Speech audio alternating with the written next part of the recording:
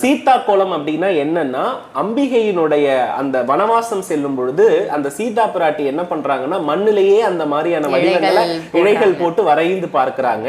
அந்த இழைகள்ல வந்து அந்த அந்த அழகான அந்த வடிவத்தை பார்த்து ராமபிரான் வந்து அது எப்போதுமே உன் சேலையில் வந்து இதே அழகு இருக்கட்டும்ன்றதுனால சீதை தேவியினுடைய முந்தானையில அந்த கோலம் எப்போதுமே இருக்குமா. அவங்க என்ன கோலம் வரைகிறாங்களோ அது அவங்களுடைய முந்தானையிலும் வரும் என்பது ராமபிரான் வந்து ராமாயணத்துல சொல்லியிருக்கிற ஒரு மிக முக்கியமான விஷயம். அப்ப சீதா பிராட்டி என்பவர் யார் அப்படின்னா, ஒரு தெளிவான மனநிலை உடையவள். இல்லைன்னா கண்டிப்பா வனவாசத்திலிருந்து மீண்டு தன் கணவனோடு இணைய முடியுமா? அப்போ சீதைக்கு இருக்கக்கூடிய வைராகியத்தையும் தெய்வத்தை வந்து உறுதியாக பற்றுக்கொள்ளக்கூடிய தன்மையையும் இந்த சிக்கு கோலம் தருகிறது.